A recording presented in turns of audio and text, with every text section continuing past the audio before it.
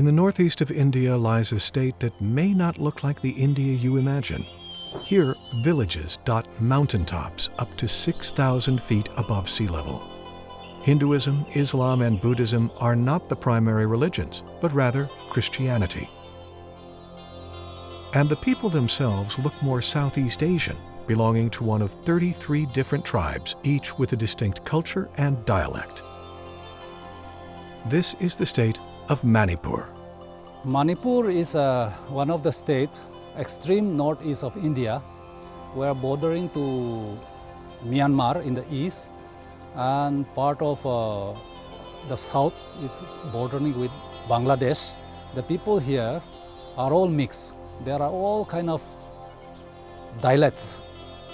We have more than 20 languages spoken here in this small state.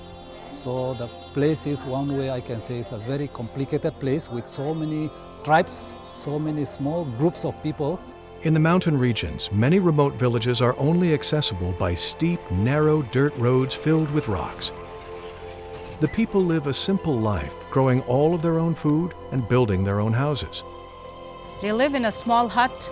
They might just have a bedroom and a kitchen, and of course the toilets will be a little far from their houses. Those who have a little bit of money, a little more money or more produces to sell, they would have better houses. And then of course those who are still poor, they would live in a thatch house, in a mud walls, and also maybe a bamboo wall, who is doing better. And then of course most of the houses in the villages, the floors are of mud floors. The Seventh-day Adventist message was brought to Manipur in 1952, with many mountain villages forming their own congregations over the years. For these residents, many of whom live in isolated remote locales, the local church is integral to village life. Church is very important to these villages because that is a place where they meet. It's a place for fellowship during marriage or during death, or in many of the occasions, that is the place where they meet. It's a place where they come and pray together, they sing together, celebrate together, cry together. And also for parents, bringing their children to the church is very important to them, because when they bring the children to church, they have a belief. Though church has held a central role in the lives of these people for decades, these humble congregations have often lacked a proper place of worship. In the 1990s, earnest members still found themselves worshiping in members' homes or in old rickety structures not conducive for worship. We just make it with ordinary wood and some bamboo, and we just push up, and some of them they build according to the local available, like thatch. We used to roofing this thatch, and we just worship there. It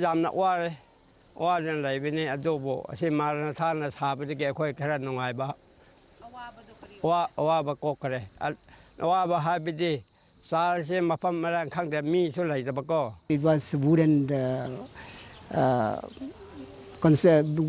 structure, and the floor was mud, not even cemented also. It was hot during summer, and as you see the noise, and now it's much better, the noise proof. Those days when we worship, when we sing songs, we compete with the noise outside. In 1999, Maranatha responded to a request from the Adventist Church in Southern Asia to construct churches in Manipur, which at the time was technically referred to as a section of the Adventist Church, not financially self-sufficient enough to be called a conference.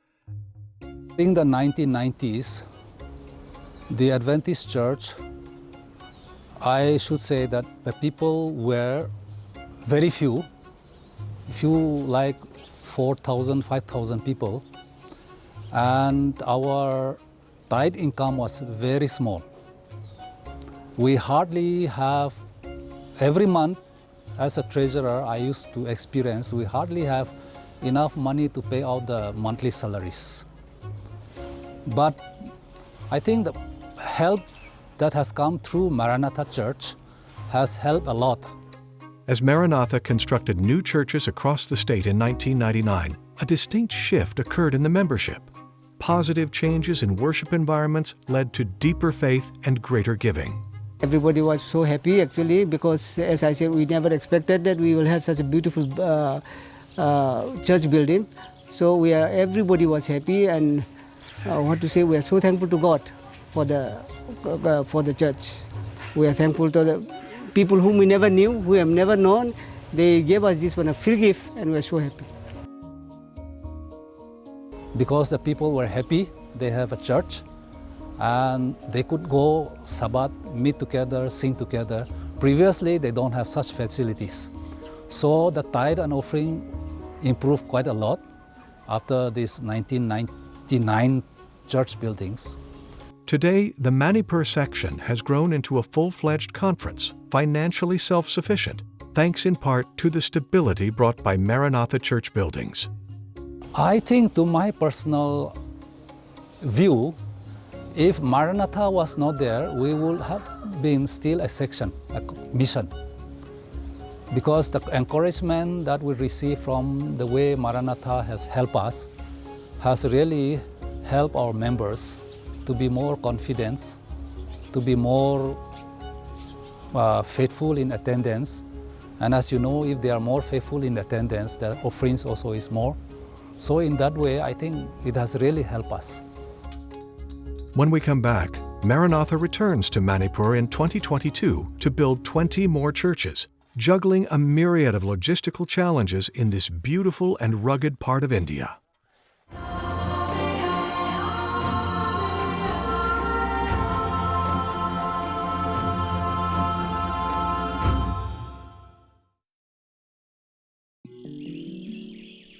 After an initial campaign in Manipur in 1999, Maranatha recently returned to construct new churches for congregations in need.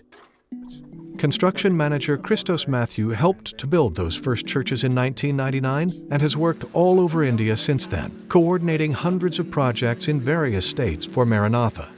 There are always challenges no matter where he is stationed, but working in Manipur has its own unique set of logistics to overcome. To work in a state like Manipur requires a lot of planning of the materials management, labor management, and logistics. And it requires a constant supervision and day-to-day monitoring. Most of the construction materials come from outside the state of Manipur, mostly from the neighboring states of Assam and Nagaland. And it has to pass through the state borders. And we faced a lot of issues with the transportation, especially with the blockades at the border. All our church construction projects are in remote villages. Remote villages can be on top of the mountain or down in the valley, sometimes inaccessible due to rains. Even if it rains for a day, we won't be able to go to the site. The roads are slippery, muddy, the trucks cannot go. There are some church sites are on top of the mountain where there is no road, and the church members had to make road only for the church construction materials to reach the site. All of the remote locales where Maranatha is working are spread throughout the state of Manipur, making the shifting of specialized workers more difficult. The distribution of our team members to supervise these projects, it requires a lot of planning, especially with man management, that is our construction labor workforce, and the material logistics. This time we have assigned one of our team members only for logistics, arranging logistics. We have never done that in any of our other sites in the previous years. Beyond the taxing travel and physical labor, crew members must spend months away from home completing the work. Our team members, they get to go home once in 75 days. So during that 75 days, they move between the sites, and sometimes if one phase of the church construction, if it is at a crucial stage, then they have to stay back, complete, and then leave. It is tough to be away from the family, especially if members have young family. It's really tough. Sometimes they don't get to go home for even 3 to 4 months. Despite the long hours away from home and all of the details that Christos must juggle, the appreciation of the villagers that he visits gives him the motivation to keep pushing the work forward no matter the obstacles. The way they approach you with a lot of hope, especially when they tell you that they've been waiting for us, they've been praying for a church for many years, and that now that you have come to build a church. And then after that, when we come back with our team to start the construction process and then finish it, and then to see that satisfaction in the face of the church members, that really keeps us going. One such village is called Firan Kalan. Resting at more than 5,000 feet above sea level, it has been home to an Adventist congregation since 1973. L.H. Shelthung is the elder of the Adventist church here and remembers how hard the members worked to construct their old church building. Masana usi, masana mystery pullaga, mystery nekte koina ishana khairaga, han koidin uncle koidin khairaga, koi usi shabne. Wokhanda so ship yumsi khara pichalle haraga dugam koji ki chani bi ke matongena.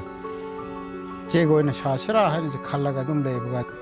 Duda khoshi yam harawai mathang lakada ba khoshi Golden Jubilee kinesi ki tanja sida laura khoshi pura haraw bahai bisidi henenga leite khun mayam sharawe even koi church member pura jam harawe koi het lakpada koi adum ishol da panha tawe aduga koi mayam panha tawer mayam mistake koi de jene ka dum interest hoi na dum jene ka supply to ba ya batawe koi ne pi ba ya ba piye koi dum Yem gan improve dum oye mi mayam social work oiro kari oiro kone phajana dum tawraga dum noina le tres to bin.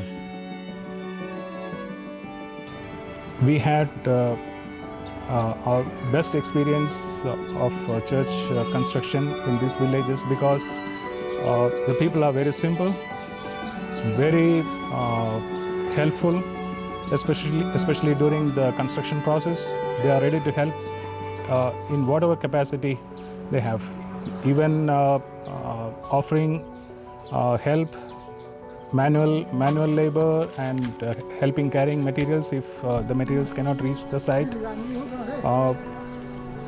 It all shows their eagerness to have a church building in their village. This is a unique place for us to build churches with that kind of cooperation with the villages. The Maranatha church have been jubilee the pura surrounding music or advantage. Kratang shimuk miyame shimuk paje shimuk kalle shimuk kochau kalle yame mi se urning hanne aduna mak yam thagachai abi makhona som the fun pi bise yam thagachai makhona ki thabak da si sona bol pi boishinu makoi punsi da de makoi family da makoi ki office da makoi noaina hena ishor gi wa pausi sa dok payan. When we come back, we'll visit another village in Manipur at more than 6,000 feet in elevation, struggling without a decent place to worship.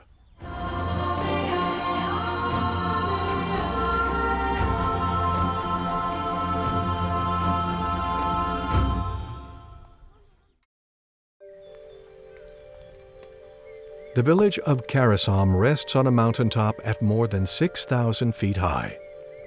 Pastor Chepemi Shaiza has been pastoring this congregation in inadequate spaces for years. Their old church was a porous structure that sat right next to a recently constructed road, which turned into a constant distraction. So people will be shouting, people will do whatever they want, and vehicles will sometimes go up and down, so that noise, everything that really disturbs our worship. That is a great challenge, for sure. It was built with wood. Since it was a little bit old, so there were holes everywhere from every side. There were leakage from the roof. There were many challenges apart from that also. They had to remove their church structure 3 times in the past few years because it was made of bamboo and leaves as walls, and with the mud flooring. As seasons changed, the structure strength got diminished, and now 3 times they changed. When they heard that Maranatha is willing to make a church for them, they tore down their small structure. Now they are ready with a nice flat piece of land for Maranatha to build a church. Oh, we are longing for this, especially the younger generation. They really long for, they are looking forward for it. It really influenced their spiritual life too, because of course, as I said, staying in new old house and new house is completely, the atmosphere and the environment will different, the mindset will be. The thing is, we never expect, never dreamt about it that we will be able to build a new church, that's for sure. Because according to the condition, church condition, the members' condition, financially we are very, very much backward. So to have new church, it's something which does not come to us just easily. Yes, and it was really a surprise. We really thank God for that. There will be a period of anxious anticipation for Karisam as the congregation waits for the new sanctuary to take shape. This process of anticipation is common at every site Maranatha works at. The excitement begins with Maranatha's arrival. It grows throughout the construction process and culminates when the church is finished and ready to be dedicated. The Lampu Charu congregation went through this progression until it was finally ready for inauguration. But it started with an urgent need. The building was falling apart.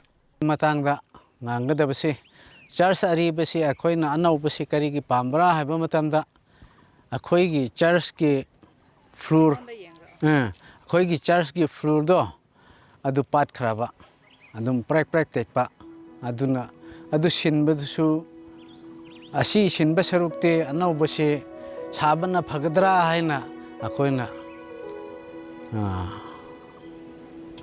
conference ta Maranatha gi kanosi लापसे अखोइसु थुंहलो हाइना अखोइना हाइजबा हरावे याम हरावे मखोइना साबिगिनी हाइना हाइखराबनिना ईश्वर के अचेतपा सी लाइखराबनिना साबिगिनी हाइखराबनिना सोइदना सागनी हाबिसे अखोइगी आसानि अखोइना निंगबदु फंखराबनिना ईश्वरना असेंगमक मागी वसकसे काइदिको हाबिसे अखोइसु बहापता बहेले. The most joyous day for the congregation is when the village comes together to inaugurate the new building, which they have dreamed and prayed for, sometimes for years. Dedication of a church is a very solemn ceremony.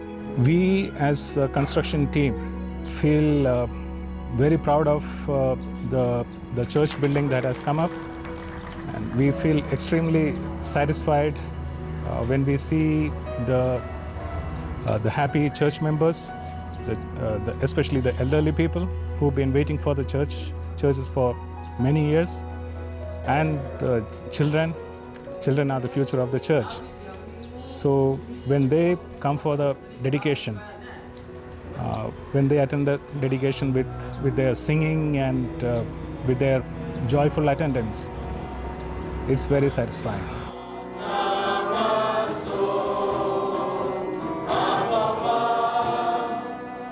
Harawe asi dedication tawbisisu yam harawe haksangi khallabade akoina as mapung phana tawsera haina khanbani adubo ishorgi thaurangna ngasi karisu natabada nungaina loisinbase ishorgi apambani ko haibisu akoi khankhre. When I sit through a dedication service or an inauguration ceremony of a church, I am really humbled because God has used me to be part of this great organization to provide churches to the most needy people, especially here in the state of Manipur.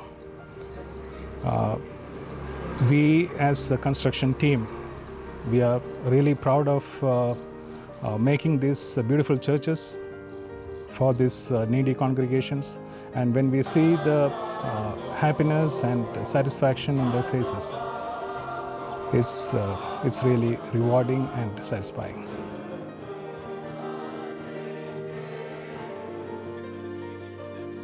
Building gi matak maramda hairabadi aina akoina thagatpa haibabu aidi maram karisu khangde asigumba building lakani haibase asashu tawramde adubo Manipur conference ta asomdagi miramdagi asigumba dona lakani haiba matamda